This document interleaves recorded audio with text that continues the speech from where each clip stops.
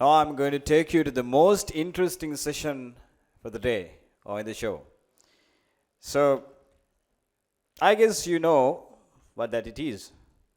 So the panel discussion.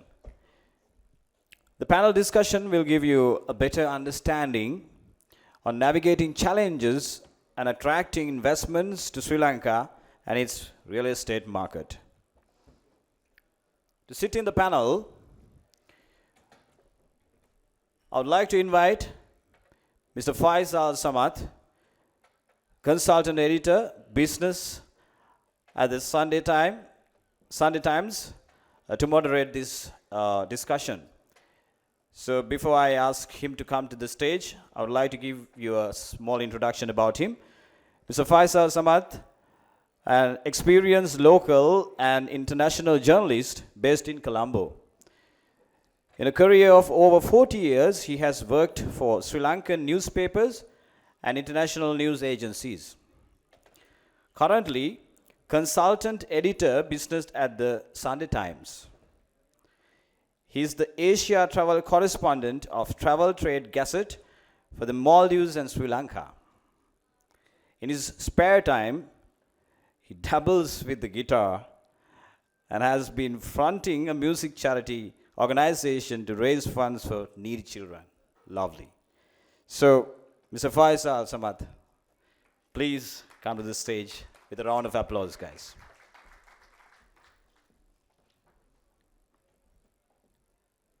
Thank you. Next, I would like to invite Mr. Kamal Durabavila. And before that, I will give you a small introduction about him as well. Mr. Durabavila is the Principal Investment Officer at International Financial Corporation, as you know, IFC, the private sector arm of the World Bank Group, which promotes development in emerging markets. More than 15 years of his transaction have received Deal of the Year awards from leading industry publications like Project Finance International and Infrastructure Journal. IFC then recognized his exceptional individual contribution with the top 30 corporate awards and selected from management and staff across the World Bank Group. Mr. Durabavila was based in Washington, D.C. at IFC headquarters for 13 years and was leading transactions across the globe in oil and gas, power and transport sectors. He's a graduate of the prestigious Wharton School Business at the University of Pennsylvania and also has an MSc in electrical engineering from the engineering school of the same university. So Mr. Durabavila, please come to the stage and have a seat, sir. Next, I would like to invite planner Mr. Chaminda Piyashantha. So before that, I would like to give you a small introduction about him as well. Mr. Piyashantha presently serves as Deputy Director General, Real Estate and Land Management at the Urban Development Authority, as you know, the UDA. Having 22 years of experience, Mr. Piyashantha has been worked as a planning assistant, planning officer, assistant director planning, deputy director planning, deputy project director planning, and unit head project planning, director housing, and deputy director general. Mr. Piyashantha holds an MSc in Urban and Regional Planning International, UK, an MSc in Urban Regional Planning from Netherlands, an MSc in Disaster Analysis, Mitigation and Management from the University of Colombo, and postgraduate diploma in Project Management, University of Moratuwa, BSc State Management and Valuation, Honours Special from the University of Sri Draudhanapura, and fellow member of the Institute of Town Planners Sri Lanka, member of the Institute of Project Management and member of the Institute of Real Estate and Valuation. Mr. Piyashantha has handled a number of property development activities formulated project proposals, and designed, promoted, and administrated the government plans and policies for the lands and use, amongst other activities as well. He has also been recipient of award, namely the Planning Excellence Award, and as well as a nominee of the Best Director in appreciation of the outstanding commitment and services rendered to the Urban Development Authority. So, sir, Mr. Piyashantha, please come and have a seat on the stage for the panel discussion.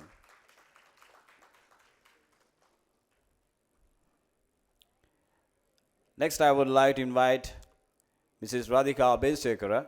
Mrs. Obesekara, I'll give you a small introduction about her as well before I invite her to the stage.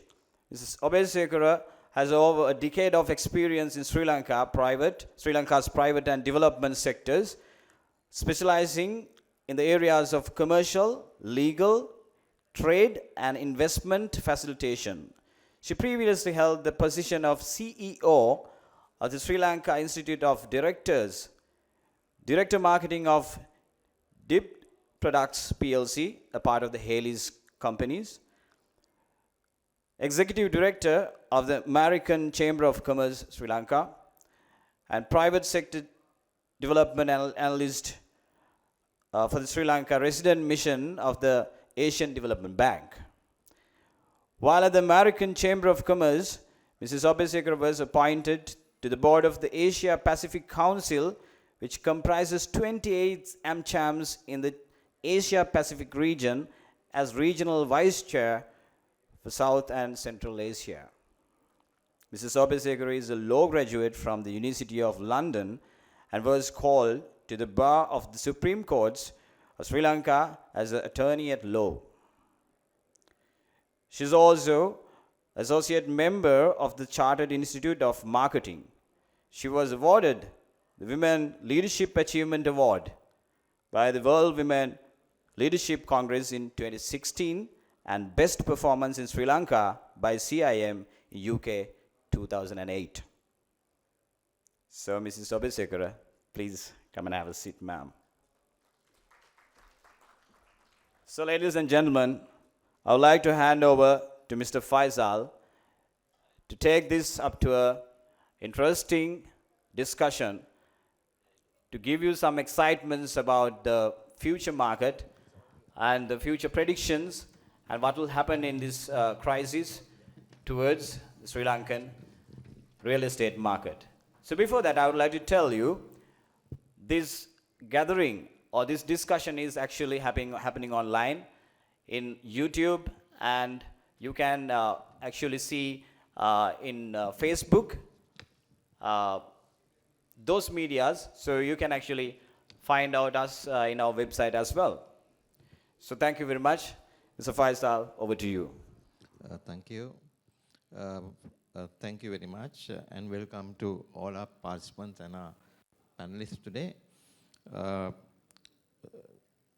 We started this today's proceedings with a very interesting presentation by Tharindru, and one of the key takeaways for me from that presentation was that that there is a surplus of office and commercial space in Sri Lanka, and that's to do with a lot of companies working from home for their employees, and that might be a trend in the future because a lot of the tech companies are looking at the hybrid model, you know, spending time in the office and spending time at home.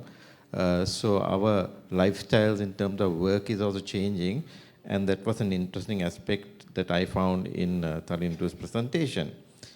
For today's discussion, we will have it in two segments. I will ask a few questions from our panelists who will respond to the questions, and then go into a second round of questions, followed by a discussion, a Q&A and a discussion. For today, I'll start off with Mr. Piyashantha, followed by Mr. Kamal Dorabawila. I hope I got that name right. And ending with Mrs. Radhika Obesekara, and then follow up with a second round of questions to you all. So for my first participant today, panelist, Mr. Pishanta, how is the UDA adapting to changing housing demand patterns in Sri Lanka, such as an increasing preference for small and affordable homes? That's my first question. My second question is, what steps is the UDA taking to encourage the development of affordable homes in Sri Lanka, particularly in urban areas where demand is very high? First of all, I would like to invite me to participate this event for the Lanka Property Web. I think it's a valuable question Mr. Faisal asked me.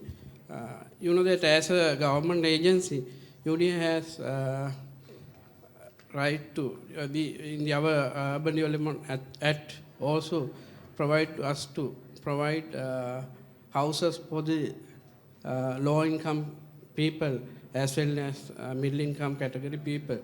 That's why we basically involve in the affordable housing and social housing sector for the country.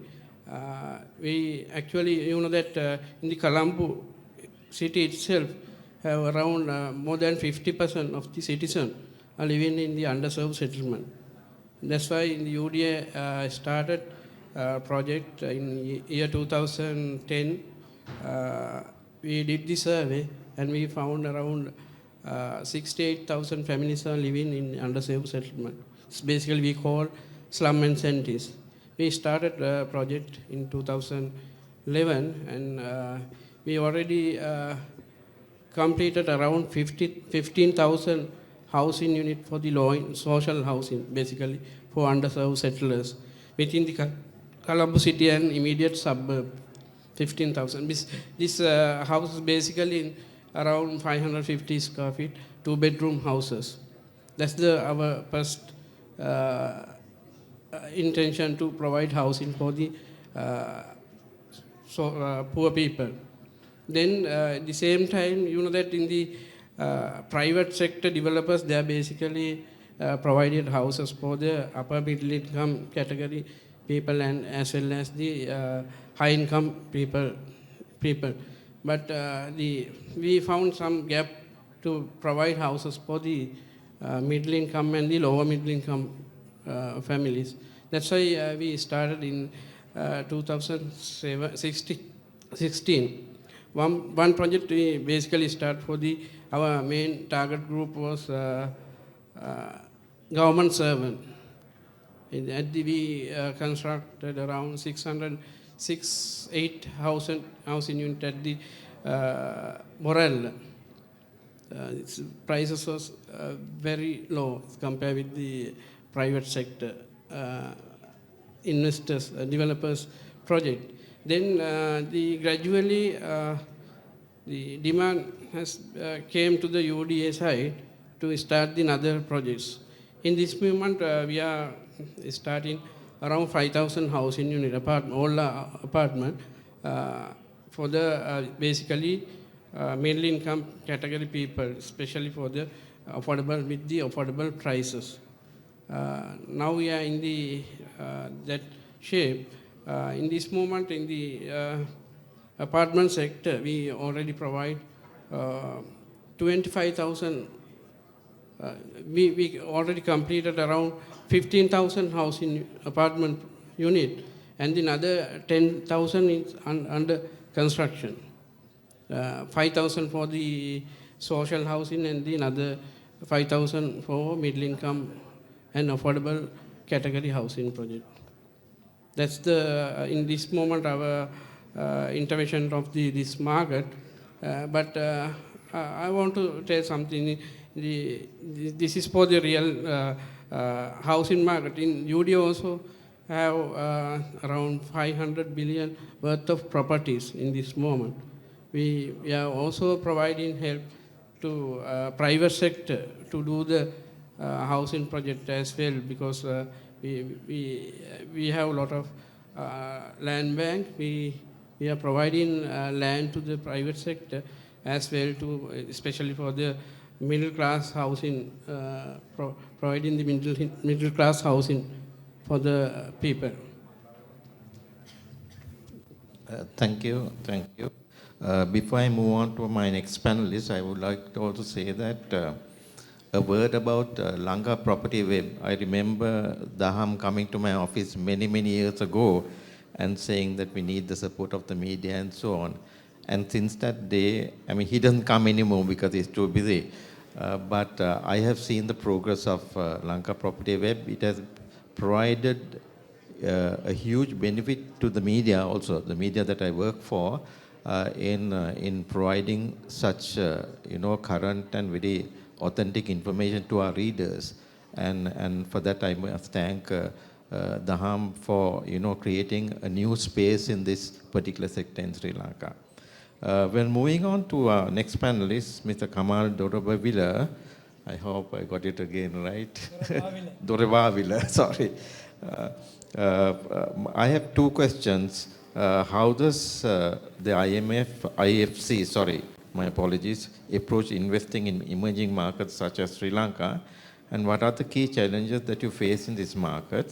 Followed by the next question is, what role do you see for foreign investment into Sri Lanka? Okay, thanks. I might ask you to remind me some of the three questions later on, so as we go along. But first I must thank the Ham Gunaratna and Lanka Property Web for inviting me for this event. It's really a pleasure to be here. The Ham and I are childhood friends, roommates, in fact, schoolmates. So it's been a long time since we reconnected, so it's really an honor and a pleasure to be here.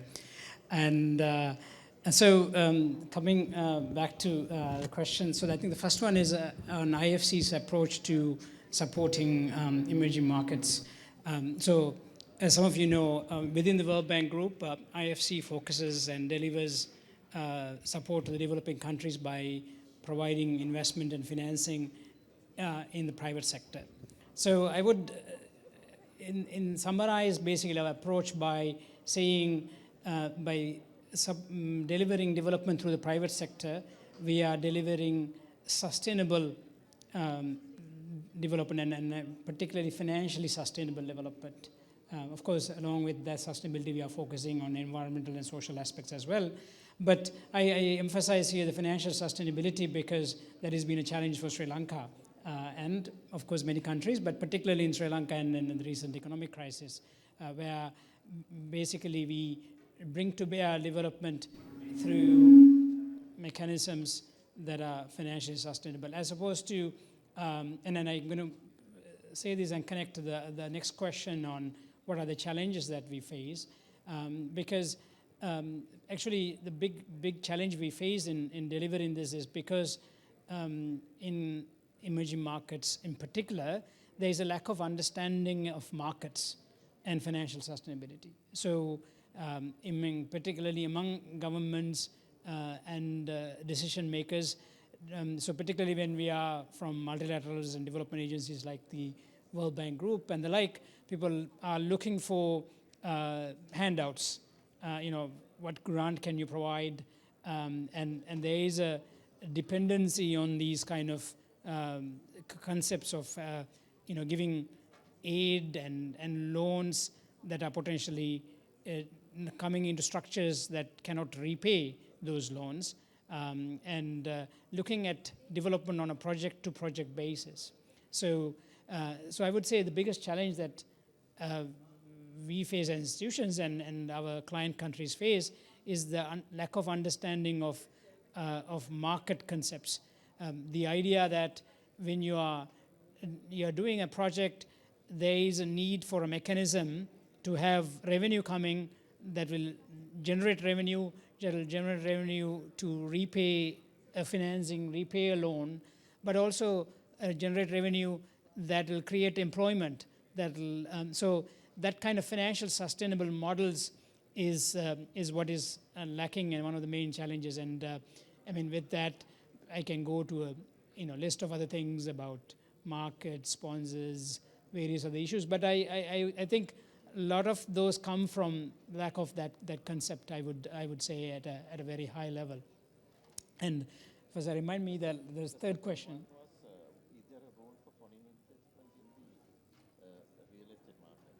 Yeah. So I think there is always a role for foreign investment in real estate market, and I think particularly in Sri Lanka today, right? So I see Sri Lanka's recent economic crisis largely a foreign exchange crisis, and that has resulted in our inability to, import critically needed fuel, healthcare, food, and the like. And so if we are to address that crisis, so we will need to attract foreign exchange, and foreign exchange can come, I think, primarily in two ways. Is one by exporting goods that will bring in foreign exchange. The other one is to attract foreign investment and financing. Therefore, I think we have to, as a country, be able to change our landscape so that we can attract foreign investment. And the other part goes hand in hand. So we will need to be able to have manufacturing and exports that can bring in foreign exchange. And along with that, we will also be able to attract foreign investors who are willing to invest in those kind of activities that is manufacturing, but also services. And that will then attract foreign investment as a whole, which will in turn help us grow our real estate market.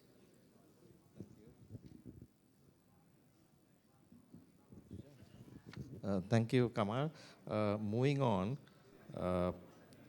Mrs. Radhika Obesekara, I have two very complex questions, but I'll ask you the first one and then follow one at a time. What specific steps is the Port City Colombo taking to navigate the challenges facing? And do you see these efforts impacting the overall investment landscape in the country? Okay, so Faisal, in terms of the challenges facing the real estate markets, if we look at maybe the top three challenges, let's look at ad hoc developments happening around the city in particular. I think that has been a challenge on the real estate market in the recent past, particularly in the area of the demand on utilities, facilities, supplementary facilities required to support such developments. Now, how that has been addressed within Port City is through what we call development control regulations, which are now gazetted, and which means it's part of law. So what development control regulations, or DCRs, what it means is that it's a planned approach to your development. You know exactly what your final development is going to look like. If you look at the Port City project, in particular, you would see that if you had the opportunity to get your hands on the master plan, you would see that even in terms of layout, the higher-rise buildings are prioritized more towards the Colombo Business District, whereas the residential spaces are more towards the ocean view, thereby being very cognizant of factors such as lighting, space, waterways, things like that. So just taking that planned approach to development, I think, is a practice that can be benchmarked across the real estate sector. So development control regulations, I think, are a good example of how we have addressed one of the challenges. Then I think, secondly, also the impact that the Port City project will have on the construction industry. It's going to open sort of unprecedented opportunities for this industry. So it really gives the construction industry an opportunity to rise up to a new level of supply in so many ways, in terms of the magnitudes of the development, the actual standards which some of these developments adhere to. So it's really going to be a platform, sort of a stepping stone for Sri Lanka's construction industry. And I think overall, in terms of the spin-off effect of Port City in so many ways, in terms of employment, for not just the real estate and construction industry, but so many other industries, the impact of the project is going to have a massive spin-off effect on the Sri Lankan economy, which means in terms of job creation, upskilling of the youth, and particularly in the industry, I think would be some of the ways in which we have addressed the challenges.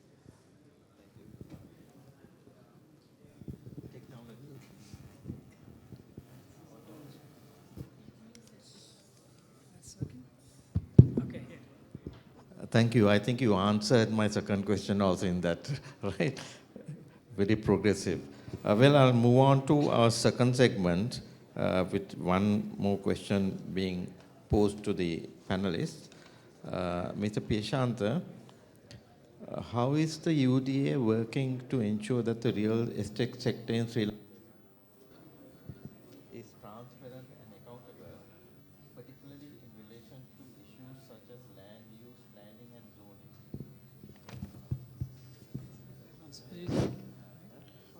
Yeah, it's working.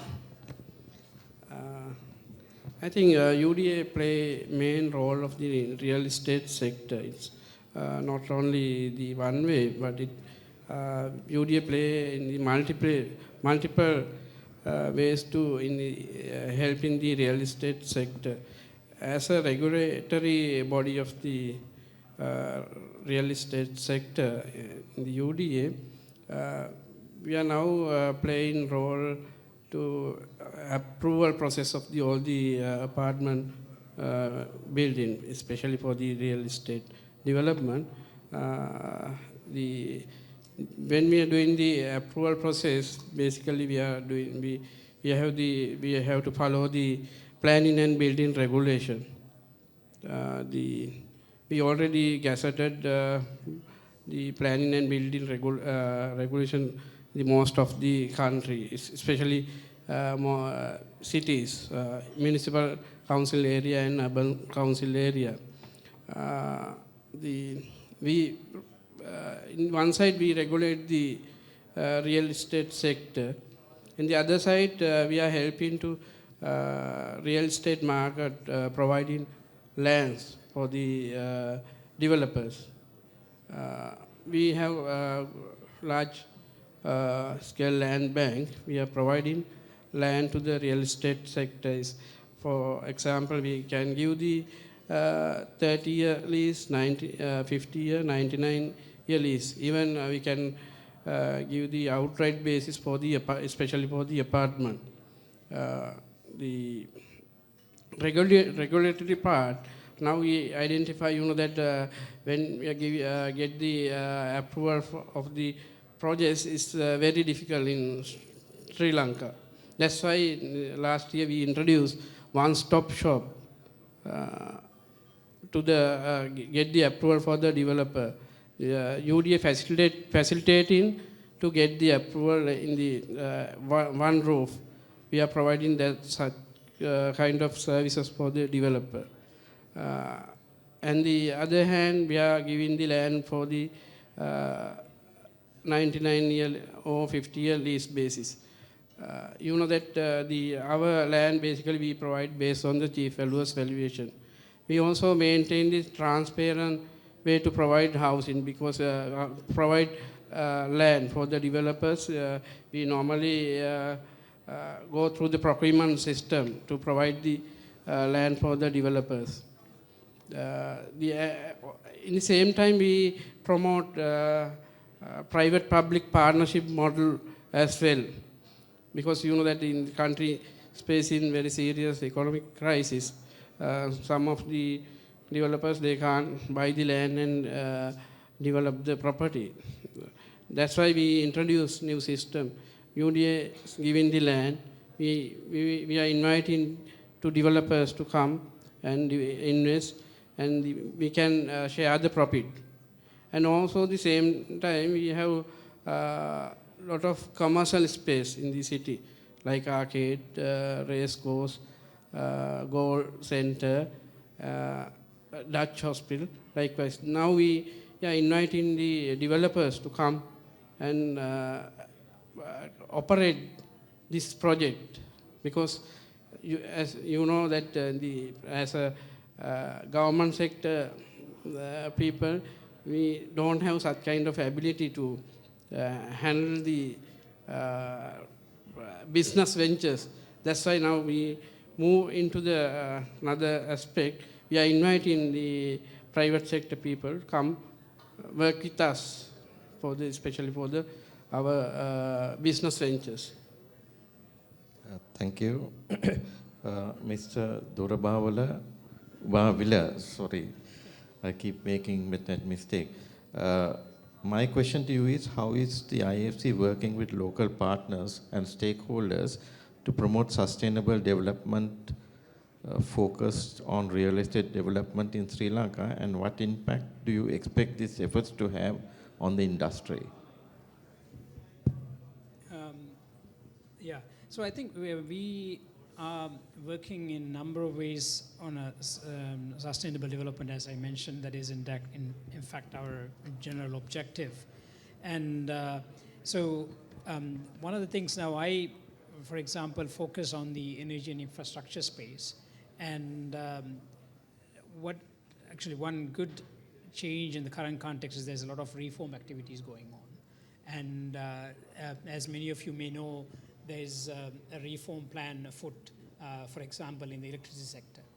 So that is to bring in a lot of private participation in the electricity sector, and that'll help reduce some of the electricity generation costs, and to be able to provide lower cost power to the people. And that is through, again, bringing market models, bringing competition into the sector, moving away from one monopoly entity that has been dominating the sector to bring in multiple players, also attracting foreign investment in that process.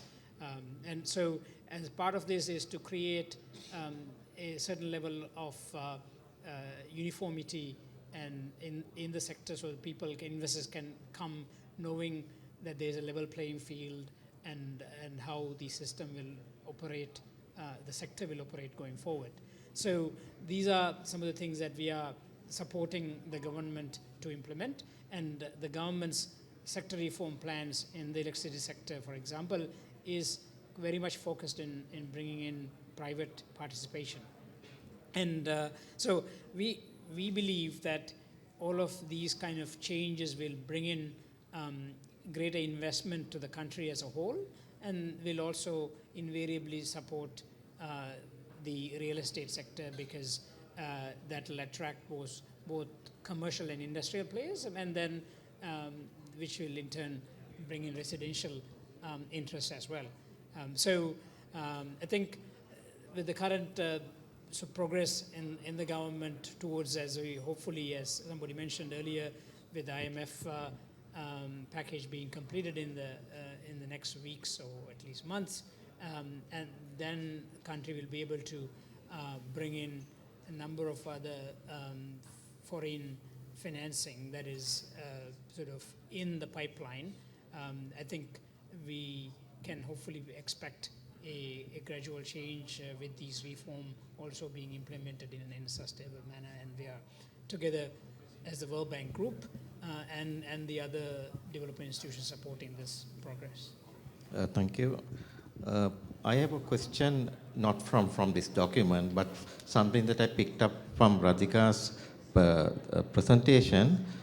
You spoke about the port city being a kind of a model city in terms of amenities and other services, and what you see outside in Colombo, particularly when the whole apartment boom started. There were small lanes that were where these apartments came up, and then there was pressure on water services, on sewerage, and also overhead wires. There's a very ugly, all kinds of wires come out, and they can be dangerous at times. My question is on wiring of the port city. Will it be above ground or will it be under, so that it doesn't constrain the aesthetic value of the city?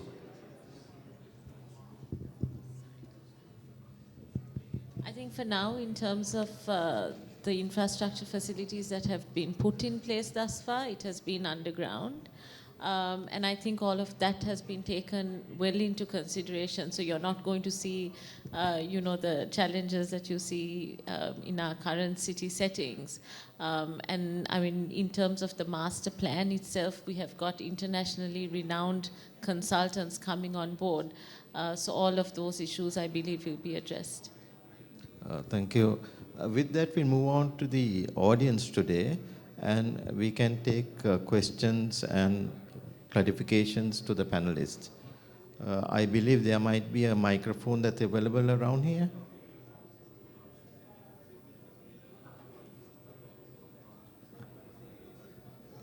Any questions or?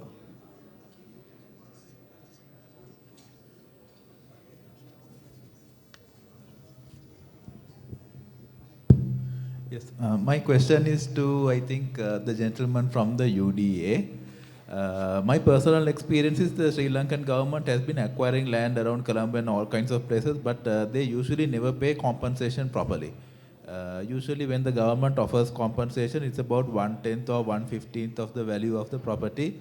And if the owners decide to go to courts and fight, can end up fighting for over 30 years and still not being paid properly. And of course, the government will come up with all kinds of reasons, but still, usually government never pays properly. The Sri Lankan government, in my opinion, is very bad that way compared to other governments. I mean, other governments don't try to play out landowners like that. Sri Lankan government has been doing everything possible to play out the landowners. Now, you were saying that the UDA has a lot of land and you are giving it to the private sector and all that.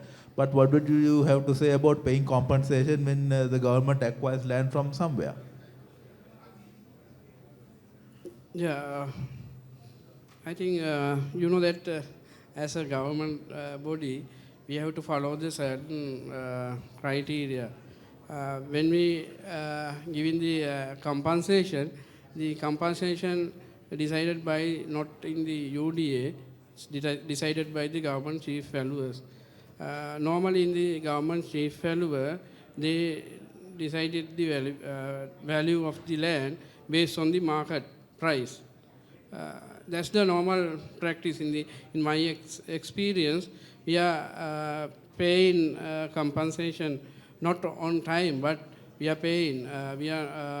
You know that in this moment we acquired a lot of lands, but in the same time we are try to pay the compensation on time, but you know that as we have some restriction, but in my experience, we are paying the compensation on time, but you know that the getting compensation is different.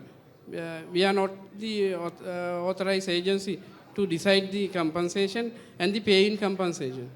Paying the compensation through it should be through the divisional secretary.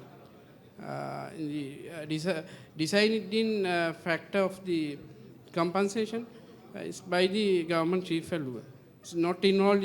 It's completely independent. We are only paying the compensation, but deciding the compensation and the time also decided by the divisional secretary. Any other questions?